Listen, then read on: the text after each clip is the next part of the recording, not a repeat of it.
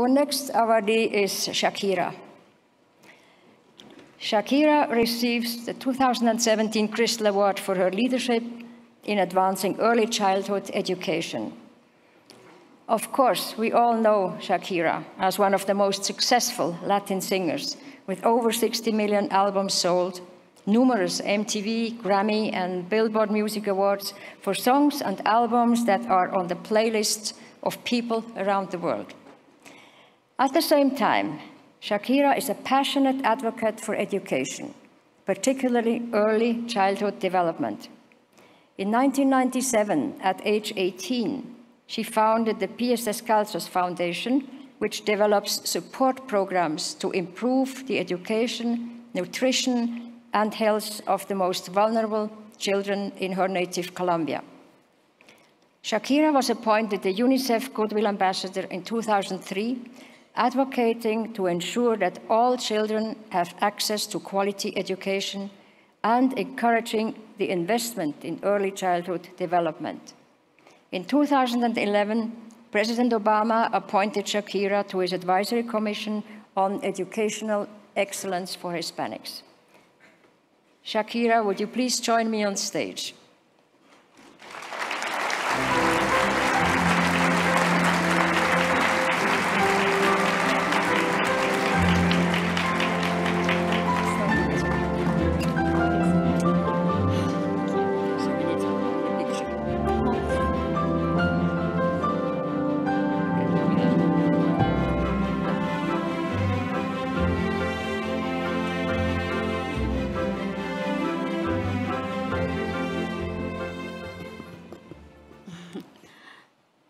Thank you so much. Thank you for the honor of this award and for the opportunity to speak to you all.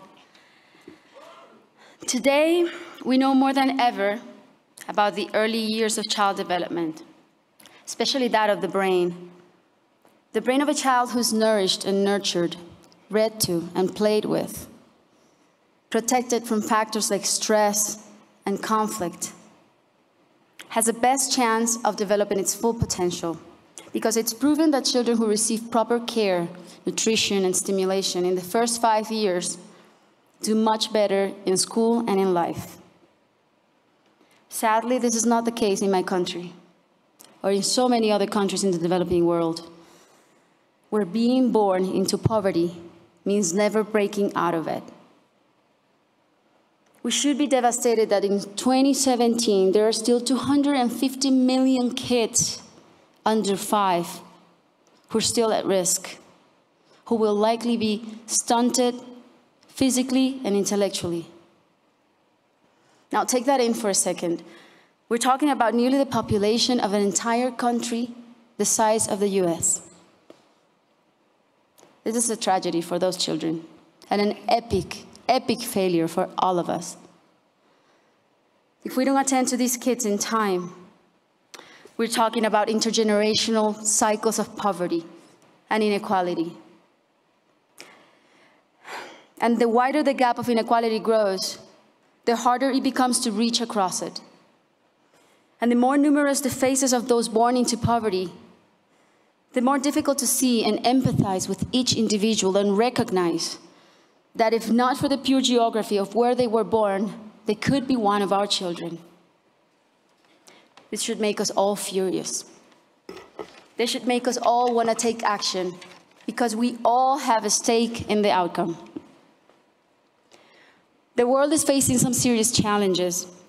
By 2050, massive population growth is expected, and we will need to feed 9 billion people, or we will risk being at the threshold of conflict and starvation. Will this generation of kids be ready to take on the task of eliminating malnutrition and providing food security? Will they be prepared to come up with solutions and innovations to climate change, unemployment, and the most complex issues that our society faces? Who will help us manage our resources more efficiently and sustainably going forward from here to the next 20 years? It's your kids. It's Milan and Sasha, my kids. and it's those 250 million kids at risk who need us to tip the scales back in their favor. Today's babies will drive tomorrow's business. Today's babies, with their future productivity, will fuel tomorrow's economies. Their capacity to contribute will shape tomorrow's societies, will solve tomorrow's problems. All of you here today have a critical role to play. So what can you do? Let's face it, in this room there are some of the most powerful people in the world, and definitely I'm convinced that you know what it means to be ahead of the curve, and you can be tremendously influential. We need to apply the brains and strategies of business and the assets and the human resources and the talents of your companies to do social good and to solve social problems. All of us need to pick up where governments leave off. That's the only way. And that said, it's not about letting governments off the hook. On the contrary, it's about re-engaging them. But we have to take the first steps, because as business leaders, as business people, we have the ideas, the agility, the organizational skills, the manpower, the female power, of course. When we started building schools in Colombia, we chose the most remote areas where there was literally nothing. There was no paved roads, no potable water, no electricity. And where historically the government had checked out, we checked in. And we decided to build not only schools, but state-of-the-art schools. And we decided to include ECD as our key component. And we created comprehensive programs, a comprehensive model that included as well school feeding programs, parent and teaching training. We engaged the government as our strategic partner, and we made it nearly impossible for them to say no to doing their part.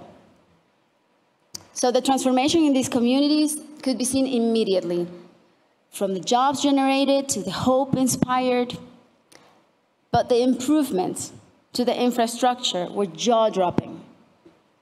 Electricity and potable water were made accessible, roads were paved, malnutrition plummeted, and the best part of all, the students responded academically so well that now those kids who could have been recruited by guerrillas or drug traffickers are on their way to the university, or are in the university as we speak, or are thriving in their communities. So now I don't have to call the governments as often, thank God. Now they call us, wanting to build more schools, wanting to invest more. So I'm not suggesting it's easy, but there is an exit strategy to poverty. And it's getting those 250 million kids who are at risk, who need access to quality ECD programs so they get in school and stay in school. We have to push governments to invest more on ECD. We have to invest in campaigns for public awareness. We have to make access to pre-K education free. And we have to create a fund for education, just like AIDS and malaria and tuberculosis have their own fund. I know I can sound vehement, as Bono once called me, and it's because I am. He's completely right. And I know I can drive some people nuts with my insistence, but it's only because I'm so passionate. And the reason why I'm so passionate is because I've seen it with my own eyes. I've seen what education can do, what the investment in education can do. Miracles. And believe me, there is nothing more fun and satisfying than seeing a child who had almost no possibilities to succeed, flourish, and thrive, and perform well in life. For me, it beats even winning a Grammy any day. We can't press pause and ask those kids to wait to grow up until we have it all figured out. There isn't a moment to lose. We need to invest in humans. It's the smart thing to do, the strategic thing to do, and the just thing to do. Thank you.